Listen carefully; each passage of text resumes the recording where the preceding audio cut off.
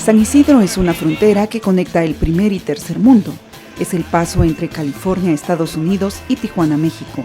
Se estima que cada día se dan 300,000 cruces fronterizos y es considerada la frontera terrestre más transitada.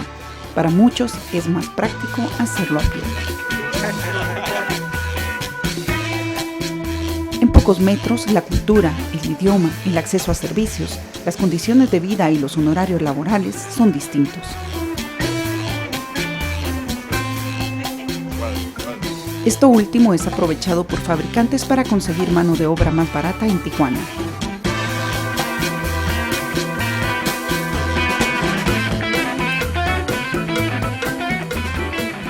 Una ciudad con cerca de 2 millones de habitantes, cuya condición fronteriza abre oportunidades, pero también carga de problemas, como recibir deportados no solo de su país, sino personas con récord criminal de otras nacionalidades que son expulsados de Estados Unidos, quienes al no tener recursos permanecen en Tijuana, en un área conocida como El Bordo.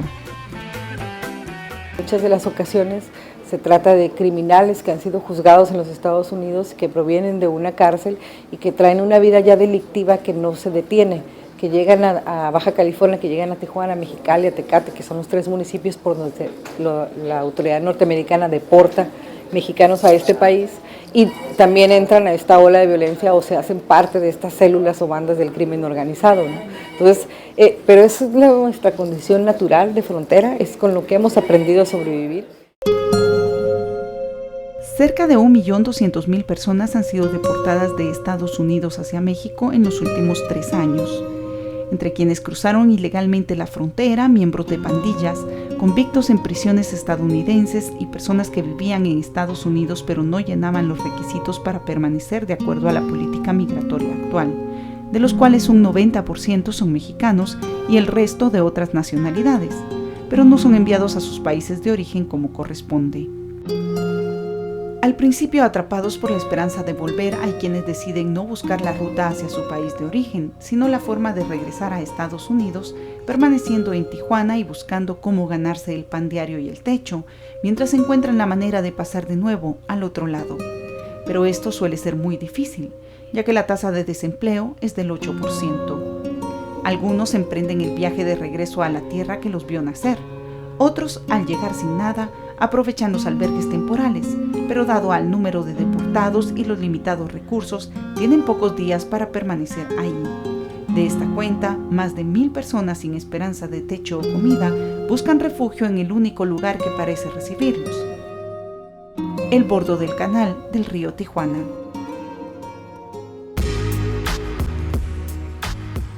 Agrupaciones religiosas y organizaciones de ayuda les brindan alimento. Sin servicios básicos, buscan cómo sobrevivir. Los habitantes del Bordo viven en algo que parece un submundo. La mayoría están indocumentados y tienen algún tipo de adicción.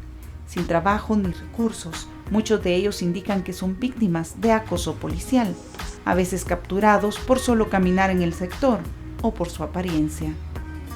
La policía indica que muchos de los delitos que se cometen en Tijuana son perpetrados por gente del Bordo, conocido punto de compra y venta de droga al menudeo. Las autoridades estiman que el 90% de quienes permanecen allí son adictos a la heroína. Nos internamos en Tijuana para conocerla, no con ojos de visitante, sino a través de quienes viven en ella.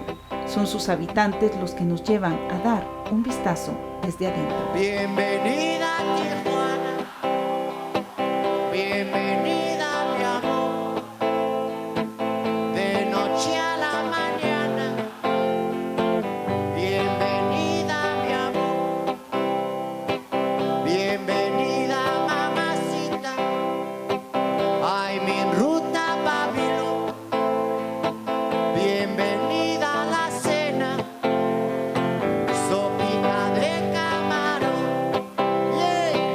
Cada verano llora. Una sociedad muy dinámica con 2 Tijuanas, la Tijuana moderna, que es donde estamos ahorita, es parte de la Tijuana moderna, y la Tijuana del Este, que es la Tijuana profunda, que es donde vive la clase trabajadora. Por su condición de frontera, es una ciudad cosmopolita, muy cosmopolita, en la parte moderna, tiene el tijuanense como yo que nacimos aquí.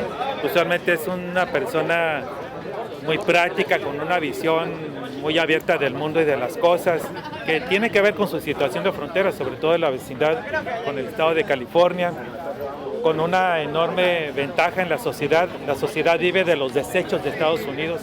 Aquí se venden carros de segunda, ropa de segunda, muchas cosas de segunda que nutren la economía local y que ayudan a los que menos tienen. Por su posición geográfica nos da la oportunidad de cruzar al primer mundo en cuestión de minutos para regresar después de trabajar o ir de compras al tercer mundo. Es una frontera muy dinámica. Por la Panamericana, bienvenida a la aduana. Ese dinamismo contribuye a hacer de Tijuana un centro importante, pero también una ciudad más vulnerable. La vida es igual que en cualquier otra zona. Lo que pasa es que aquí está marcada por la condición de frontera, donde hay una gran cantidad de actividades ilícitas que vienen acompañadas de la migración. El migrante en sí no es un elemento negativo, pero obviamente tiene un costo para la infraestructura y la actividad de la sociedad. Aquí uno de los problemas es que cuando la gente, por ejemplo, en el caso particular de la gente que llega deportada, no hay dónde emplearlos, no hay dónde trabajar, donde puedan trabajar, y entonces atorados que como se quedan en la frontera, muchos tienen que delinquir para sobrevivir. Muchos no es que sean delincuentes en sí, pero tienen la necesidad de conseguir cómo comer. Y ante la falta de infraestructura de una red social que los respalde, que los salve, empiezan a caer en muchas actividades ilícitas. No tiene corazón. Bienvenida a Tijuana. Tequila, sexo, marihuana. Tijuana también ha sido afectada fuertemente por el narcotráfico. Sí, es ciertamente una frontera con el estado más, en términos económicos, uno de los estados más poderosos del mundo, que es California, Estados Unidos. Es una de las economías principales del mundo. Entonces, es una frontera mexicana que es muy dinámica, que tiene una vida activa económica con los Estados Unidos, pero que esa ventaja que nos da el ser vecinos de la Unión Americana también es una desventaja cuando se trata de crimen organizado y narcotráfico, ¿no? Somos una frontera en esos términos estratégica para el tráfico de drogas de este país, de México, hacia los Estados Unidos, y armas y dinero de los Estados Unidos hacia México. El tráfico es en las dos vías, ¿no? La frontera se utiliza de allá para acá y de aquí para allá. Eso nos ha sumido en épocas difíciles de inseguridad, de las cuales ahorita hemos salido un poco adelante. La sociedad mexicana, baja californiana, los negocios baja californianos se están reincorporando a su actividad. Ha habido un auge en ese sentido de no abandonar esta ciudad, de no abandonar en ese estado, y bueno, en eso estamos, a pesar de los gobiernos, a pesar de las reformas, como la fiscal de Enrique Peña Nieto, o a pesar de la falta de estrategias en Baja California y en México, ¿no? El crimen organizado ha influenciado de distintas maneras. El narcotráfico ha trastocado la vida de la población porque su actividad ha impactado diferentes ámbitos de la vida social, cultural y económica de Tijuana y de muchas partes del país. Como explicaba hace un momento, la música, la ropa, la forma de expresarse en el lenguaje, en la religión, en la arquitectura.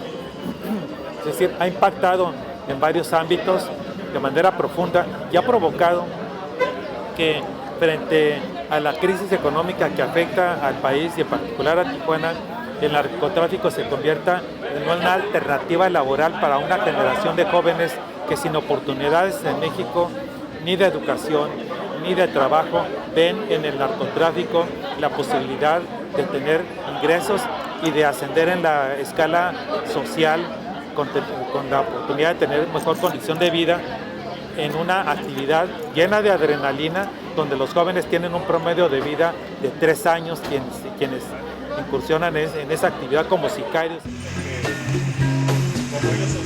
Ejercer el periodismo de manera responsable y veraz ha costado la vida a periodistas, y y trabajar bajo constantes amenazas que no han logrado callar o plegar a intereses políticos o criminales a todos los medios.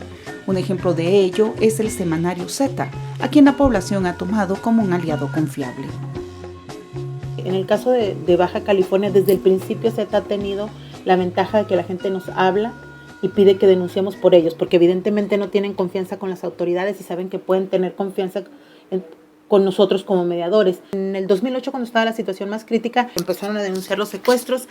¿Y qué es lo que pasó? La autoridad tuvo que hacer caso, empezaron con las manifestaciones y se estableció el grupo coordinación, y si bien las policías locales estaban coludidas, el Ministerio Público estaba coludido, de alguna manera tuvieron una respuesta del ejército que al reaccionar el ejército obligó al resto de las corporaciones a trabajar. Entonces sí contribuyó a una mejoría. Podemos decir que si bien el crimen organizado sigue operando en el estado, eso no lo podemos negar, la gente del crimen organizado ya no está en las calles. Los miembros del crimen organizado antes andaban en comandos como si nada, circulando, no importaba si hacían secuestros en los restaurantes, en los mercados, hacían secuestros en los centros comerciales, y eso ya no sucede en este momento. A lo mejor eso es lo que se ha venido logrando. En poco tiempo el narcotráfico se estableció como una empresa fuerte.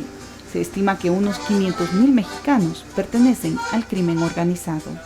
Se empezó a desarrollar a partir de los 90 en todo el país como consecuencia de una mayor demanda de drogas del mayor mercado, que es de consumidores que son Estados Unidos, de grupos sociales que aprovecharon esa coyuntura para empezar a exportar droga y para producir droga. Ya no solo somos un país de tránsito, sino también de producción y consumo.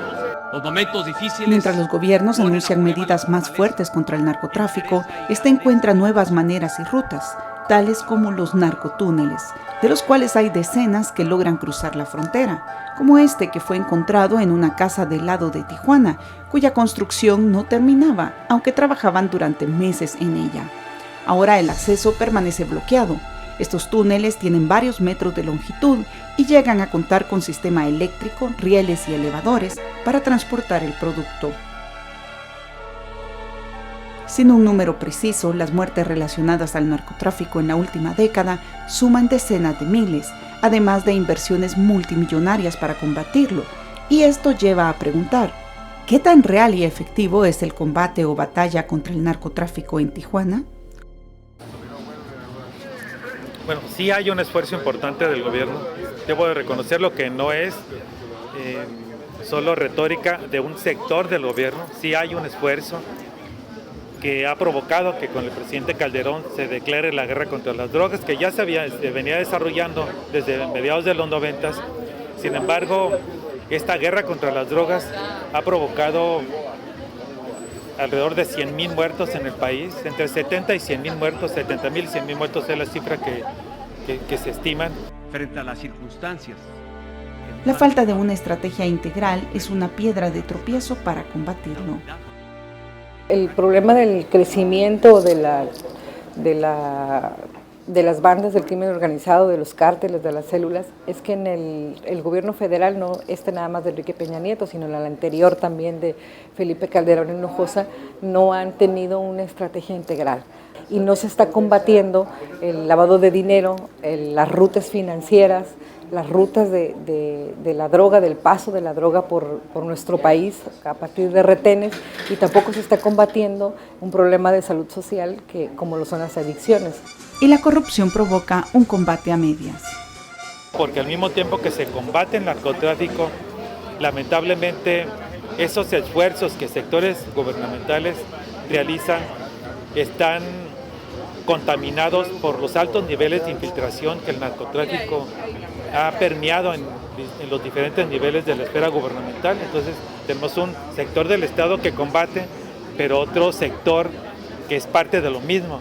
Aquí se combate arrestando a líderes importantes, pero no desarticulando sus actividades, y menos la parte financiera y patrimonial de los cárteles de las drogas, que es fundamental para poder terminarlos o por lo menos acotar su actividad. Entonces es un combate, yo diría que a medias por parte del Estado.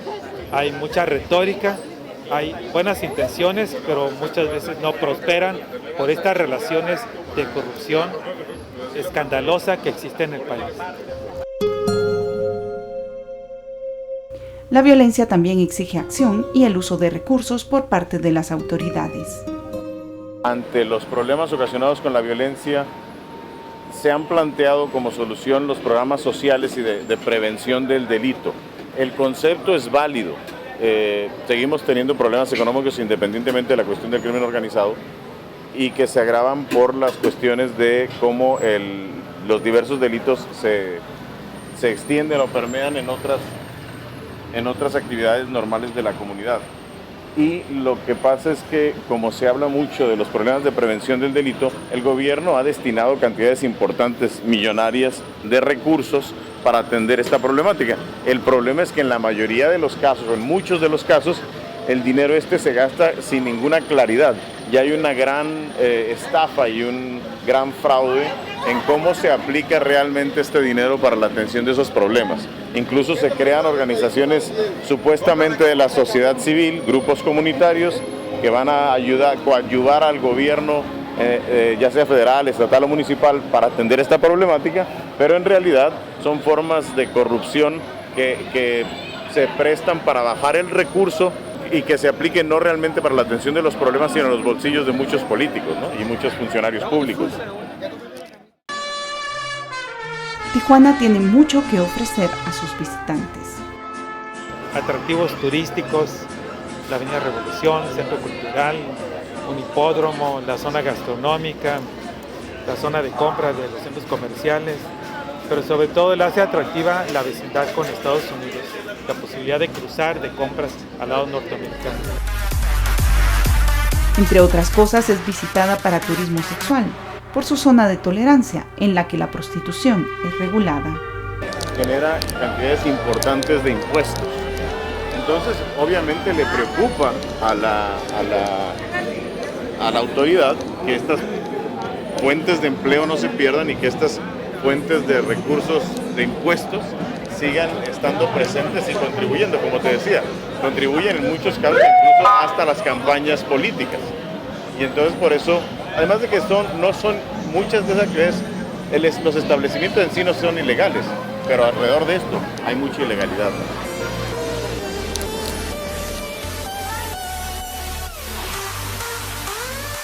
En esta zona se encuentran bares, iglesias, hoteles y prostíbulos.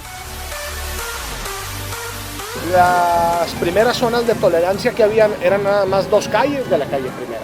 Ahorita estamos hablando de aproximadamente 4 por 2, deben de ser unas 10 calles aproximadamente de zonas de tolerancia.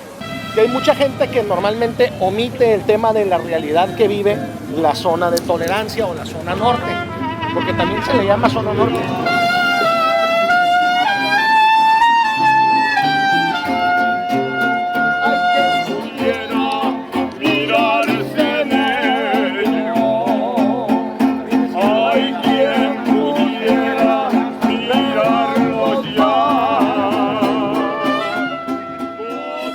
Tenemos hoteles típicos de muchos años, ¿no? El Hotel Imperial. Así es. Uno de los más... Sí, es que son pequeñas cuarterías y esas cuarterías normalmente se utilizan precisamente para la prestación del servicio de las trabajadoras sexuales. Y eso, ustedes se pueden encontrar muchos hoteles de este tipo por todo lo que es la zona. La zona de tolerancia también busca ser una zona segura para sus visitantes. Hay tanto mucha vigilancia por parte de las empresas, seguridad privada contratada, pero también hay mucha seguridad por parte de lo que es la policía turística, tenemos la policía activa y la policía comercial. Tijuana es visitada por muchos habitantes de Estados Unidos en busca de medicina, ya que hay algunas que no cuentan con las mismas regularizaciones que el vecino país y la diferencia de precios es 2 o 3 veces más barata del lado mexicano. La misma restricción del manejo de medicamentos en Estados Unidos abrió un mercado muy fuerte aquí en la frontera para que los mexicoamericanos o los norteamericanos surtieran su medicamento aquí. Todo lo que es controlado allá no es controlado aquí. O todo lo que es controlado allá y que está semicontrolado aquí, pues es más fácil de conseguir. Es difícil para el tijuanense que los foráneos puedan ver todo lo que en realidad es Tijuana, un centro que además contribuye enormemente a la economía y en el que la mayoría de sus habitantes desarrollan su vida al margen del narcotráfico y no visitan la zona de tolerancia. La gente tijuanense somos amables con el turismo, con la gente en general. Tenemos la doble cultura, se puede decir, porque tenemos una influencia estadounidense muy fuerte, muy arraigada. Ya que la mayoría de los que vivimos aquí tenemos familiares que viven en Estados Unidos, trabajan o han nacido allá. Entonces vienen mucho para acá y nosotros vamos mucho para allá. Entonces sí tenemos esa especie de doble cultura. La influencia estadounidense nos ha alcanzado aquí de una forma muy grande por la cercanía que estamos en la frontera. La gran mayoría de la población aquí somos gente de trabajo. La fama que se ha hecho negativa es por en su gran mayoría de gente que ha llegado de afuera. Aquí tenemos mucha cultura, tenemos mucho deporte, muchos deportistas que han destacado, tenemos artistas, tenemos de todo. En el tema de salud, la gente de aquí por lo regular es gente también muy sana. El gobierno federal, el gobierno estatal, inclusive el gobierno municipal no hacen lo que les toca para darle a la población el sistema de salud que necesitamos en este caso, ¿no? Aquí te atienden muy bien, hay muy buenos médicos, hay muy buenos doctores, pero todos son particulares, todos te cobran. En materia de seguridad, en la actualidad, pues se puede decir que estamos bien comparados con años anteriores, ¿no? Tijuana es además foco de atención especial por parte de las autoridades migratorias. El muro fronterizo que construyó el gobierno estadounidense para evitar el paso de ilegales tiene vigilancia permanente con tecnología de punta que consta de detectores de movimiento, barreras de contención, sensores, visión nocturna e iluminación. Un muro que ha llevado a los que no cuentan con visa para ingresar a Estados Unidos a emprender las más peligrosas travesías para lograr pasar al otro lado, en donde esperan encontrar oportunidades de trabajo, desarrollarse para ayudar a sus familias y alcanzar sus sueños. Empacó un par de camisas, un sombrero. Reportaje realizado por Ligia Herrera. Vocación de aventurero, 6 con